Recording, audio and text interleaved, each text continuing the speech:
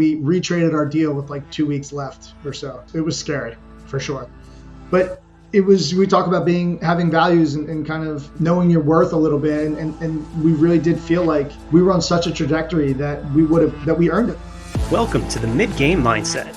Join us as we dive into the pivotal moments that shape today's top sales and marketing leaders, RevOps innovators, and entrepreneurs. This is where grit meets growth and the game changes for good. If you find value in this conversation, be sure to share it with another growth leader who would enjoy it. And now, let's get to the show. Welcome to the Midgame Mindset. This is where growth leaders come to share their stories about how they changed their game and changed their lives. I'm your host, Rich Bishop, and I am thrilled to have Brian McNally here with us today. Hey, Brian. What's going on, Rich? Pumped to be here. Good. It's good to see you. So Brian bootstrapped a company all the way to $50 million, spent 4 years on the Inc. 5000 list, and exited that business within 7 years. That's a huge growth trajectory in a very short period of time. So, Brian, I'd love to dive into your story here, but before we do, would you mind giving just a brief intro, a little bit more about yourself? Yeah. So, working class guy from Northeast Philly, son of a longshoreman, Irish Catholic, kind of grew up, with calluses on my hand, playing sports, and really just raised that you're judged on the value of the work that you can provide others and the integrity you operate it with. But always had a yearning for more. It just didn't, and like most people, didn't really know how to act on it. And just kind of worked my way into corporate world, fell into sales. But one key thing is I always found a way to increase my revenue, right, through my value that I created for people and live below my means, which ultimately gave me the flexibility to start a career or to start the company with my business partner, Jason. And so really took that leap. But most importantly, I think beyond the business success, I evolved as a person throughout that process, got in better shape, improved my relationships. Awesome. I love it. That's a great overview. And I'd love to dig into the different parts of that journey along the way. Where I want to start off with this is what I like to call the mid-game moment. And this is one of those moments where I found that many growth leaders go through these challenges, either in their business or in their career, where they have to draw on experiences either from their personal life, from mentors, from books, even from sports growing up, and apply that to their mindset at that moment to make the change that then sets them off in another direction. And so as I talk about the mid-game moment, what comes to mind for you? In 2020, I had thought I was in a good mental place and was strong, but really hadn't been truly tested. So we're 5 years in, it's March. We are on a run rate to do 20 million. I mean, we got the whole company pushing for 20 and 20. We're juiced. The bottom falls out. We lose 50% of our business in 6 weeks. I'm hemorrhaging cash, like most people, struggling on what to do with my employees. And we were built on integrity and culture, right? So how do you honor that in the toughest moments that you have? I was letting everyone else dictate to me how my life was going to go and how my business was going to go. And I was blaming everyone else around me. And I read 2 books during that time. One, I deleted social media off of my phone, which was to get me out of the funk, right? Because it was just a negative spiral. But then I downloaded Audible and listened to David Goggins' Can't Hurt Me and Jocko Willink's Extreme Ownership. And both just had a profound, immediate impact on my life. And I think one of the things that I've been blessed to be able to do is take action on things that I learn. I don't just consume information and then go on and consume more. I actually implement. So when I read Goggins' Can't Hurt Me, I'm like, well, this guy's been through a lot worse situation than I have. And he pulled himself out of it. So basically I was being a little bitch. I was whining and complaining about what the world did to me. And I'm like, that's not how I'm raised. I just talked about where I came from, right? And how it was just tough, gritty neighborhood I came from. And so I started to really take accountability for looking at life through the lens that I am in control of how I respond to anything that happens. And if people are failing around me or failing to meet my expectations, it's because I didn't set them properly or I didn't train them properly. So there's always something I can do to improve my situation. Yeah, man. Extreme Ownership is a book that I absolutely love. And it's one that a chief revenue officer, friend of mine, always brings that book in whenever he's working with a new company, and it's mandatory reading for the entire team. And it becomes a core value that we actually interview for And when we're looking at new candidates and new sales reps as well, you look for that ownership, and do they take on that responsibility, or do they pass the buck? And it's great that that kind of brought you back to the way that you grew up. I'd love to double click on that a little bit more. And what was it like growing up in Philly? Couldn't have been easy. What was that like, and how did some of the lessons that you learned there end up shaping some of your first sales jobs? Yeah. So, well, I was a wild kid. I always, had this desire for more. You know, my home life wasn't bad. Generally, my dad liked the sauce a little bit, so that created some challenges, right? And my mom had to work and things like that, and so had to be pretty independent pretty early, and just kind of learn how to take care of myself really, really well. My mom kind of trained me that way, right? She wouldn't do for me, would teach me how to do if I needed something, so that I could then handle it, so she could go back to work, and we could handle any of the challenges that came up with my dad, right? So um, that taught me to be fiercely independent, and that actually served me well in business, because I would look for solutions, and as I became a leader, I would look to do the same for other people. Instead of doing it for them, I would say, hey, let me show you how to do this so you can keep doing it, which, little did I know, paid huge dividends later, right, to free me up so the business could scale. So that was one thing. But I was, as a teenager, this desire for more. We weren't poor, but my mom had a sign on the thermostat that said, if you don't want to pay the bill, don't touch this, right? So give you a sense of where we were at. It was paycheck to paycheck family. And if I wanted extras in life, like, nicer clothes or something, like shoes, sneakers was a great one, right? I wanted like a nice pair of Jordans or something. She'd be, great, here's $50. Everything else you need to earn to actually cover it, right? She had her limits. So, not dirt poor, but working class, right? And so, but I would look around and I'd see so many people around me unhappy. They're just doing what they had to do to survive. And I didn't want to survive. I wanted to thrive in life. Totally misplaced on how to do that. I fell into selling drugs as a teenager, and it taught me a lot about supply demand economics for sure. But it wasn't a productive path by any stretch, right? So my late teens, I decided I could tell it wasn't right, and I just that's when I moved to Florida. I ended up going to college here, because it's like I just got to break free. But I learned a lot in that process about myself, about how to deal with other people. And generally, even though I was doing some of those, unscrupulous things, I guess you would say, I still operated with integrity, oddly enough, right? Like, and that is a core value of mine for business, and just how I operate with people in my life every day. So growing up in Philly, like, we're handshake people, and you violate that, your name is dirt for the rest of your life. And so that's something I pulled out of that, and something my dad always taught me is like, you're only as good as your word. You don't, and that's really important to me. Like, my integrity above all else. I will lose money to do the right thing. And when we talk about growth and value, that actually permeated through our team. So we had a saying at our business called "Do what's right, not what's common." And we talk about brand and how we're able to grow. That preceded us over time, and people would want to work with us because they knew they could trust us to do the right thing. Even if we made a mistake, it was going to be made right, even if it cost us money in the short term.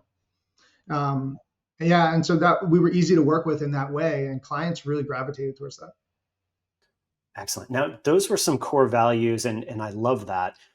Interesting dynamic of how that all comes up. I'd love Yeah. to know, growing up, were there some core values that you had that served you well when you were in Philly, but maybe as you got into different environments or learned different things, that they didn't serve you as well, and so you had to drop some of those values?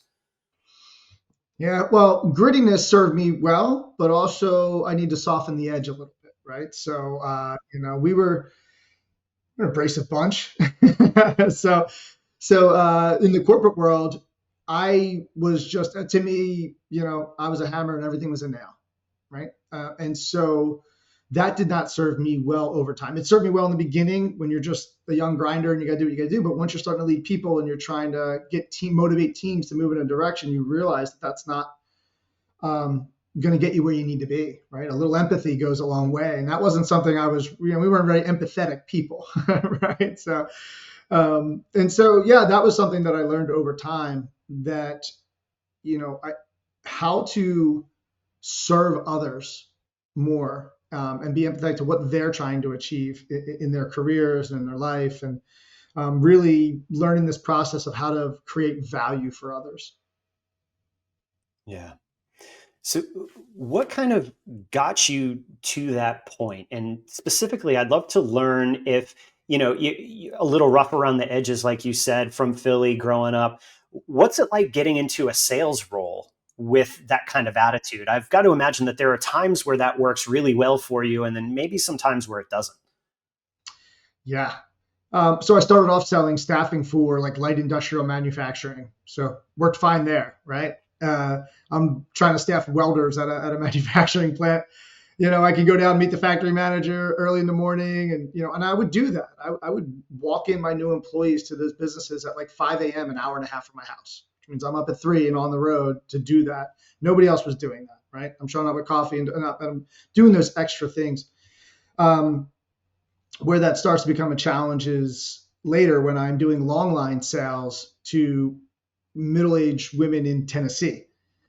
And so, um, you know, when you pick up the phone, I had to start to learn to mirror and adjust my cadence and um, just be more empathetic and understand what this person's looking to achieve on the other side of that call, right?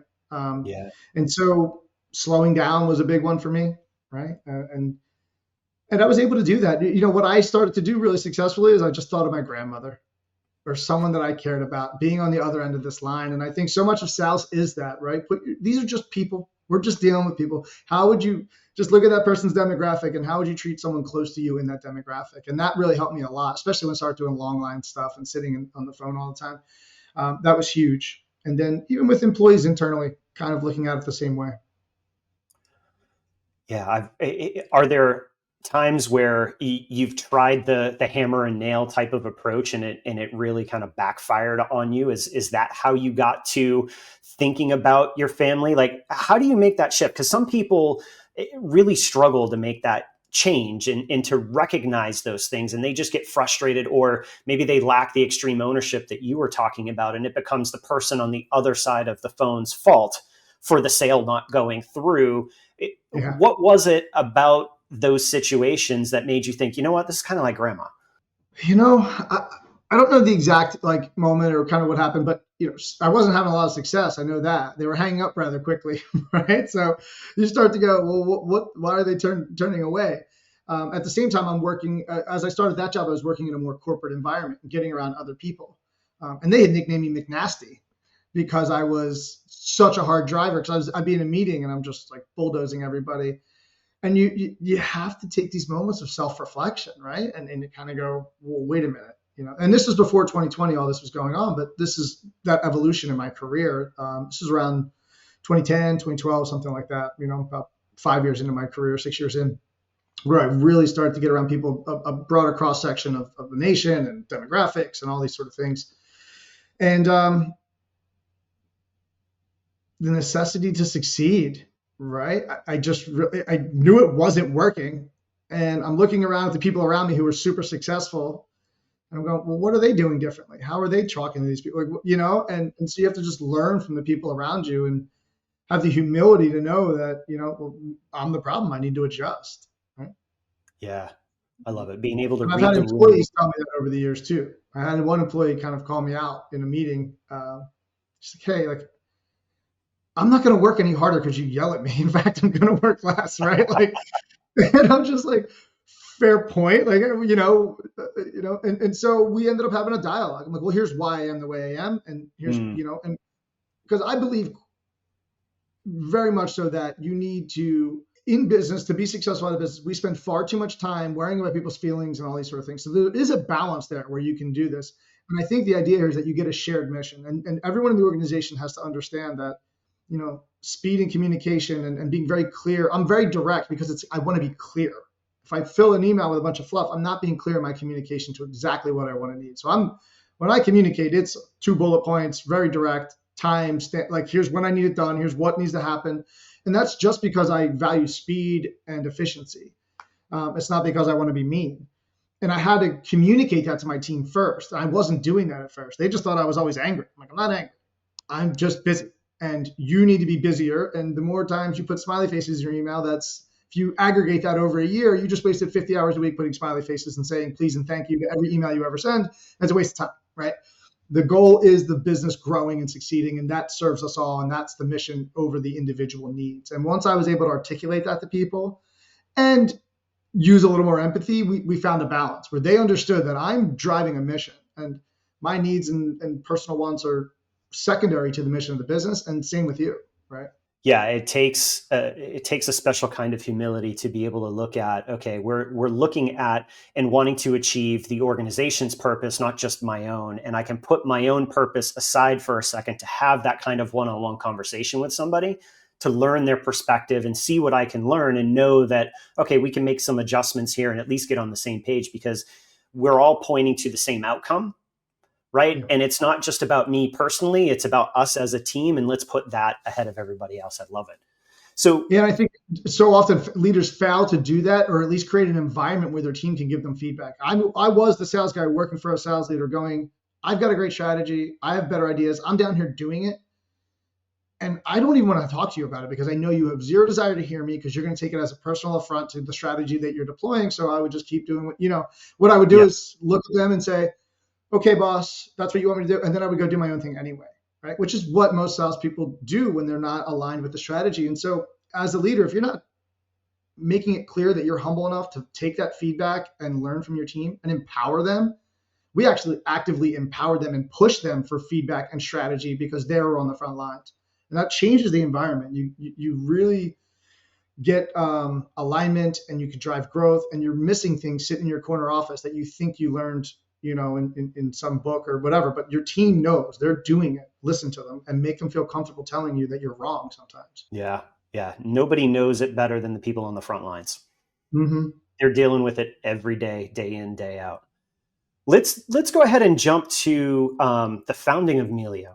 Now, you had been working for a staffing company previously, but as you look to create your own business, what was it that kind of sparked that in founding that company? And why did you choose staffing over any other number of businesses that you could have chosen? Yeah, so me and my business partner, Jason, used to work together back in up until about 2013. So about 2 years before we started the business. And we would get disenfranchised with the company we're working for. And we're staying up late talking about how we want to go start a business because that's probably the path to success that we really want. And I'm talking about starting car washes. I'm interviewing Chick-fil-A, operators, and I'm learning whatever it could be. And we would always say anything but staffing. Like we're so burned out. Staffing's a grind, and it's a constant like hamster wheel, right? Because you have these contracts, and you're kind of running, and you never really get to build that longevity, and chaos happens. I mean, we basically sold the single most unreliable product on the planet, and that's people. I mean, they could be great for you can't Six Sigma out the operator like that person. Like they can have a divorce, a great employee, and then suddenly they're terrible, right? And so it's a hard business. So we were just kind of like, no, I don't think that's it. There's got to be an easier way. Fast forward, we get it. We're in healthcare staffing where we understand that. Several times in my career, I left sales jobs, and this is probably a good note for people, to gain skills. So I was in a staffing job doing medical records coding. I'd kind of sucked up all the knowledge I could. The better financial short-term decision for me and my family would have been to stay in that job. I could have continue to grow my book of business. I left that job early to gain consulting sales experience. And I basically got to ride around the country with a former hospital and insurance company COO for a year and sit in boardroom meetings with him and just gained a whole new perspective on healthcare, the entire revenue cycle, both the insurance and hospital side. So I'm gaining knowledge. I'm understanding high-level executive conversation, which I didn't have access to before. Had a child, had to leave that. I won't bore you with that whole story. But took another job where I learned business process outsourcing. And so now I have this holistic view of how to staff, consult, and outsource departments. And that knowledge and experience, although every time I took a financial step backwards, I grew. And those were the skills and the knowledge and the experience that and gave me the insight into the industry to say, oh, wow, there's an opportunity in this space. And I would have never found that had I just tried to increase my paycheck. And on the home front, I was always adding those skills, but I lived below my means, which allowed me the flexibility to add skills and create more, which basically made me more valuable. I gave up short-term money and things day to day to add more value and skill set to myself, which then gave me the insight and the capability to go out and say, there's an opportunity in this space, me and my business partner. And we said, we need to run out ahead in that space because there's going to be a shift in the market. And if we can get ahead of there, we designed the business with the end in mind. So we said we can be a nice bolt-on for some of these larger revenue cycle companies because they're going to want to come into this space soon. And that's basically what we did. So we saw an opportunity with shifting like value-based care for case management, clinical documentation improvement, and utilization management. So if you think about it, it's where the clinical meets the business side of the hospital in the revenue cycle. Yep. So you need clinically trained people who understand reimbursement and throughput throughout the hospital. So if you think about a hospital like a restaurant, we help them turn their tables faster. Yep. And then we help make sure that the patients and the hospital are getting properly reimbursed for the services provided. You said something really interesting in that. You said that you designed the business up front with the end in mind. What did that look like? What were some of the things that you guys were thinking about that you put in place to help you get to that end? What does that look like? I would tell you guys, don't overthink it. So many plans never get out of the garage because it has to be perfect and they're tinkering. We were very high level. We saw some other companies in the space in staffing, healthcare staffing that had exits, and we kind of saw how fast they were able to grow. We said, okay, we trust ourselves to be that good. We think we're that good.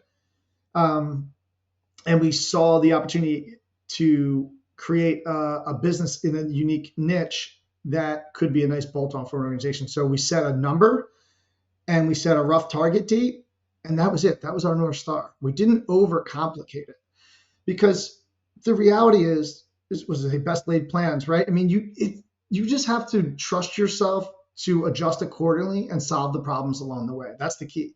So our North Star was 5 to 7 years, $20 million, and sell it as a bolt-on to a strategic or private equity sort of buyer. And that's exactly what happened. We got to $50 million at the end of year 7, and halfway through that year, as we were running towards the $50 million in annual, we sold to a private equity-backed strategic buyer. That's awesome. And that's the exact reason they wanted it. They wanted to diversify into the case management space, which is what we designed. So, trust yourself. I think that's the key. Don't overcomplicate it. I think people get way too in the weeds.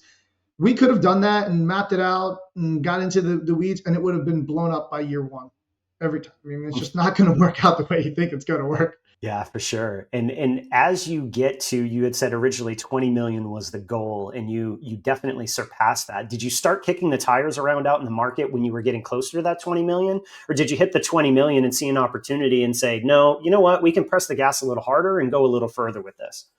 No, we were already kicking around. So, I think it's really smart for people to build the relationships they're going to need down the road. And I thirst for education and knowledge, right? And you'd be surprised how much free education and knowledge is out there if you just go look for it. Investment bankers, they want to talk to you early because they want to have the inside leg on working with you when you are ready to go to market. They're actively wanting to build relationships with you, and they are a wealth of knowledge of what the market looks like, what your business needs to look like, what multiples you can receive. And with ChatGPT, you can probably get a lot of this, but I like to talk to actual people who've been doing it for 20 years because they're going to give you some of that nitty gritty you're not going to get.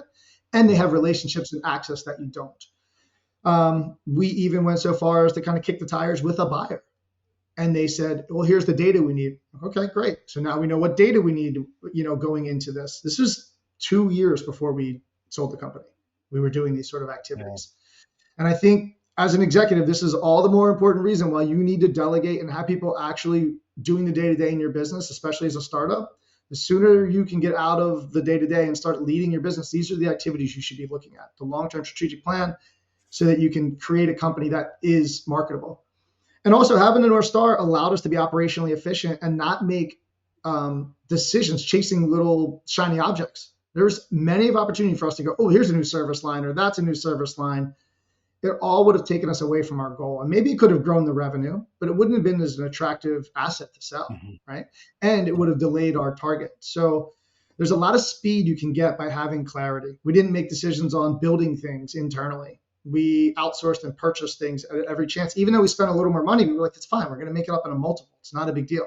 Our goal is growth. So sales, delivery, very small operations team, get to the size that we need and be a nice, the people we're targeting aren't going to want those things anyway. They're going to reapply into their own system and their own people anyway. And so it allowed us to not even waste time on those kind of decisions. And that's some of the reason we were able to grow as fast as we were. We knew where we needed, we knew what we didn't, and we just went 100 miles an hour at it. I love it. I love it. Having that North Star is important because you're always making steps in the right direction, even though you may not know exactly how to get from here to there. You know that you're at least stepping in the right direction. And some of those things will, the next steps will make themselves known to you. So as you get started with that, you've got your North Star. There's got to be some level of KPIs or measurements that you're really paying attention to. Probably not crazy big dashboards or anything like that as you get started, right? Because you don't want to make it too complicated. But I've got to imagine that you started off simple with a couple of growth drivers and then adjusted or added as the business grew more mature. Is that right? Yeah, I mean, in the very beginning, it's two guys, a couple of cell phones and laptops, Googling names of hospitals to call. So not a whole lot of KPIs there, just, find something, right? Which we did. But I guess if you're at that stage, the one thing I would tell you is start local. That's what we did. So people you can go meet and build relationships with in person. It'll help at least get you traction, and focus on just getting one key client that you can then tell the story of the success you had with them to everyone else. Because the first one's the hardest, because you don't have a story to tell. You don't have any credibility. You have your background, but this business doesn't have a credibility. So get the credibility and then just keep telling that story of that credibility. As far as KPIs, believe it or not, pretty early on, a few years in, we invested in having a financial consultant come in, probably much earlier than you should, to make sure that our back of house was in order and that we had that dialed in. And then from a KPI perspective, as we built the business, we had Bullhorn as our CRM, and we also did invest in pretty good data analytics with that. So we had access to a lot of data, and we actually allowed our team at a desk level to see a lot of data. But main drivers as a business, we very narrowly focused on a couple key things, right? And revenue was not one of them. We focused on profit and like actual deals closing and the profitability of those deals. So from a sales perspective, I didn't necessarily care how many meetings you had if your gross profit was there, right? Is your gross profit targets meeting where you need to be? How many calls you made? All those kind of activity-based KPIs. We didn't measure them regularly. We only really dove into them if the results weren't there. So we're a very results-driven organization. You need that other data, because then what we did was, if the results aren't there, now I can backtrack and go, okay, let's go into this data and use it more, not as a tool to drive behavior, but as a tool to diagnose where your behavior needs improvement or where tools can be added. So I don't think adults who are in sales really need to be whiplashed. And I don't think it's going to get them where they need to be. I think empowering them and trusting them to do their job, if you're hiring the right profile, I should really note that, if you're hiring to your values, you shouldn't have to do that. But it is a great tool to have that data to dive in. So, you did have a bunch of calls. You didn't have enough meetings. Okay, cool. Now we're going to work on your intro and your script, right? Oh, you have a bunch of meetings, but you're not converting them to business. All right, let's do a couple mock meetings. Let's really see what your close is looking like. Where are you falling apart? What's not happening? So you use it as a tool to diagnose and train and educate. And people respond more to that than, hey, why didn't you make 10,000 calls today? Because I had guys on my team, and even myself, I had a major shift where I used to just be a hang 'em and bang 'em guy, make 1 million calls a day. It was all about activity. And we hit a wall with that in our business. I think current state today, people have so many different things coming at them. It's even harder to reach people. So you have to be real creative. And I've gone back to more of relationship selling. Yeah, that's always the fine balance between leveraging a CRM system and making sure that that's up to date. Everybody says, oh, well, do you want me in front of the customer or do you want me in front of the computer screen? And frankly, with today's AI tools, there are so many options available that you barely need to be in front of the computer, but still you get the data in the CRM system to be able to see what's happening and to be able to diagnose the issues. And that's where I love the fact that you guys were into the data early and able to make the adjustments. It obviously had a big impact on the growth of the business along the way. It did. And as a desk level salesperson, I've always been diligent about my data, just building out folders and script, all these sort of things. And I never understand a salesperson who says, well, what do you want me in front of the client? Do you want me doing this? You're going to be more successful if you have the data. So let's just use the example of I made a sales call and I didn't really document my notes. So when you're going to call that client again, are you just going to repeat the same thing you said last time? Right. Because that's what you're doing. You're going to keep repeating the same thing and they're not going to respond to you. But if you leave a detailed message that said, oh, left a message, sold the value of X. Okay. The next call, you can go, okay, I'm going to leave a message more about this. You can adjust what you're doing so that you can get a different result. If you don't have that data, you're just going to keep repeating yourself. You're going to be in Groundhog Day for the rest of your life with no results. So, yeah, I mean, and I'm saying that not as a sales leader, I'm saying that as a salesperson. I found a lot of success in having very detailed notes for myself. And in today's day and age, to your point, you can set, oh gosh, I'm using the wrong word, but like pre-programmed notes for yourself. So you can make it fast and quick and easy with one click. You don't have to keep reinventing the wheel every time. If you're systematic about how you approach your job, and you should be. Absolutely. Yeah. And you guys were obviously very systematic in the way that you built your business, selling to a private equity strategic partner. What was the most bold move that you made along the way? Yeah, probably the biggest move and the most risk was when we retraded our deal with like 2 weeks left or so. It was scary for sure. But we talk about having values and kind of knowing your worth a little bit. And we really did feel like we were on such a trajectory that we earned it, right? But it was incredibly scary because we're in an environment where we're first time selling a business. We've got brokers and lawyers and advisors, and they're all advising us not to push for what we pushed for. And the reality was we were on a massive increase. Like our trajectory was huge, and we were selling mid-year. And so everything was based off our trailing 12. Well, the deal was dragging a little bit and we had another just monster month. So our trailing 12 shot up exponentially. And everyone kept warning us that you can't let your foot off the gas. If you start to come down, they're going to retrade and lower what they offered you.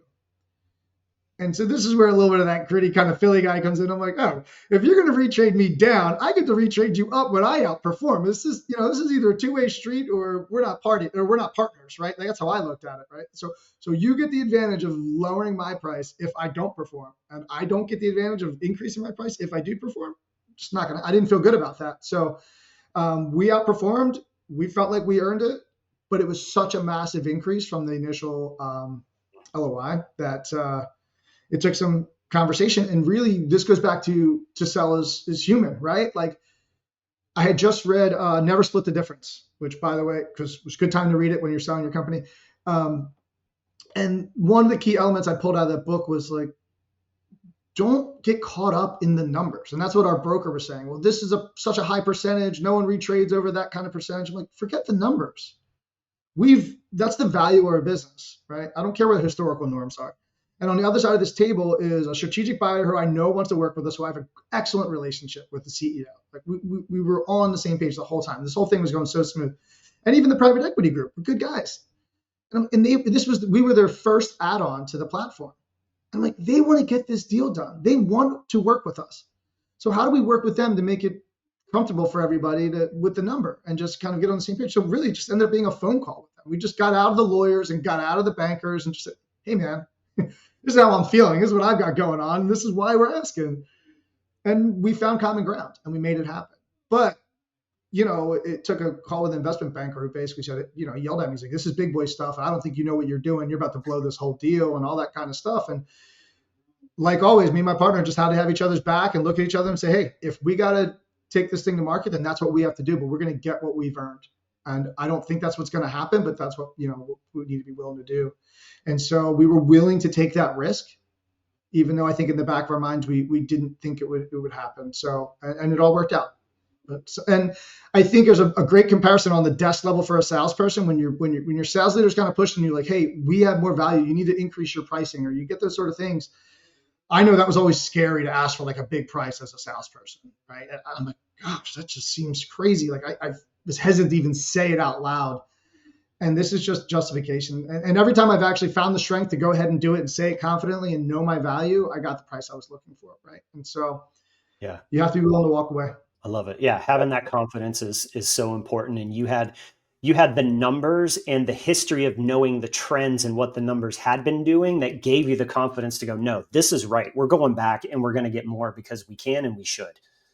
Right. Yeah. Love it. So, what are some of the things that you're up to now? You guys had a successful exit. What does life look like now for you? It's changed a lot. I mean, I woke up just grinding 10, 12 hours a day for, doing all those things.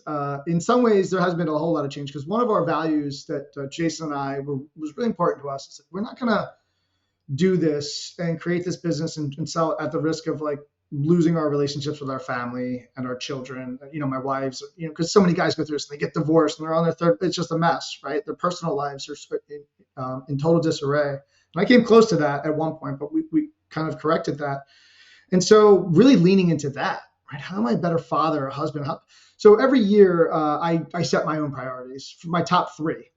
And at the time of the business, the business was number one, then my health, and then my family. And I know that sounds harsh, but you put your family third. Yeah, I kind of did in order to serve them. And that doesn't mean I don't see them or not actively involved, but it means if there's a decision point, most of the time the business has to win. And my health had to win so that I could serve people. A good example of that is like on a weekend morning, my son wants to hang out and like watch a TV show. I was like, no, I had to go do some emails. I had to exercise, and then I would hang out with him. And that's not easy, right? But now that's flipped. They're the priority number one, then my health, and then business. Well, actually, friends and family. Business is fourth. It's not even on my radar at the moment. It's there. I do it when these other things are served. So it's just a matter of ranking priorities. It takes the decision fatigue out of it. Like I already know what I need to do, what's most important to me. We do jujitsu, right? So that wins. That's part of my health. Like I do that before I do business now, where in the past I would skip jujitsu to if something came up and I had to do it, right? So just having those priorities. So that's important to me, is just really investing in that. And I started an executive coaching business.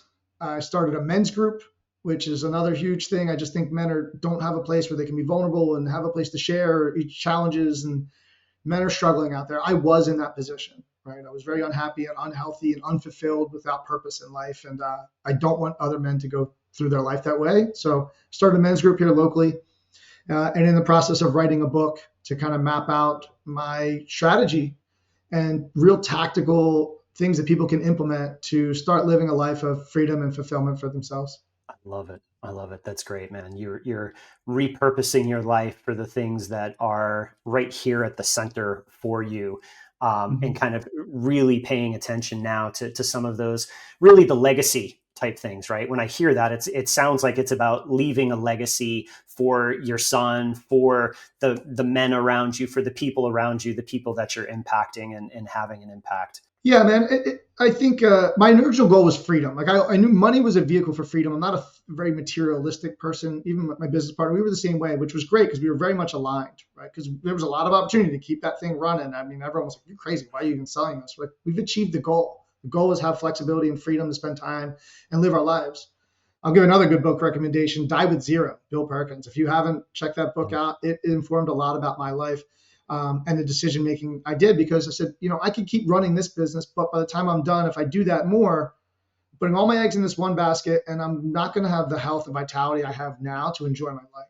So right now I have it. I'm training to do an MMA fight, an amateur MMA fight. I'm 43. It's crazy. I barely have the skills to do it, but I'm going to do it. And because I can right now, right? If I waited until I was 50, it's probably not going to happen. So I'm training full time, doing that. And I think people need to be really aware of that. Like and this is a lot of what the book's about. Is, are you living the life you want, or are you living the life that you've been subconsciously programmed to live, that society tells you is success? Right? And it's really important that you start to really do the self-evaluation as to what you want out of your life, what you don't want in your life, and what success looks like for you, and build that life. And we all are kind of marching towards this average, mundane life of regret, and I want to prevent people from that average life. I love it, man. Well, you definitely have not had an average life so far, for sure. You have definitely made the most of it. As we look to wrap it up, staying on that legacy point for a minute, I would love to know from you, thinking about your son and him getting into, let's just say, his first sales job, or he's looking to create his own business. What's the one lesson from your life that you hope that you install in him as he's getting ready to get older and get out there? I believe the main thing that's probably served me the most, right, is the golden rule. Just treat people how you'd want to be treated. And if you can do that day in, day out, and like seek to create value for others, it's kind of woo woo, man, but the world's going to come your way. It just really does. And and there's all the baseline core family values. So like when we went to hire people, we looked for gritty, critical thinking rule benders with integrity, right? And I know that sounds, the rule bending and integrity are the same, but the world is going to try and get you to congeal to it and be very regimented. And that's why I'm not a big fan of our school system, all these sort of things that keep you just kind of marching down. I think to be successful in life, you need to be able to bend the rules a little bit and operate under your own free will as to what you think is the best decision, and have the courage to do that. And so, trying to push him in that way, I teach them that all the time. I kind of model that behavior for them, and I think that's really important. And then the grit and tenacity is the other thing that I really want him to understand, that there's no goal that's going to be achieved easily, and all the best stuff is on the other side of hard work. Right. And that's why I'm an investor in Fuel, huh? I got my shirt, things built to last, built brick by brick. You just got to be willing to consistently march day in, day out. And I believe in the value of hard work. So like those core values from Philly are still there, right? It's everything I've done is still rooted in hard work and consistency, and a willingness to do the things that others won't. That's great. Well, thank you so much, Brian, for joining us. If people want to reach out, find out more about you, how do they do that? Yeah, I would love for people to follow me on Instagram, the Brian McNally. BrianMcNally.com has all of my links to all my socials there and more about me, and they can reach out and sign up to be made aware of when the book launches, and then also reach out if they're interested in applying for executive coaching. Awesome. Brian, thank you so much for joining us. Thanks, Rich. Pleasure to be here. Thanks for joining us on the Midgame Mindset. If today's episode sparked a new idea or helped shift your perspective, share it with someone who's ready to grow. Subscribe, leave a review, and keep playing the game. With the right mindset, the best moves are still ahead. Until next time, keep changing the game.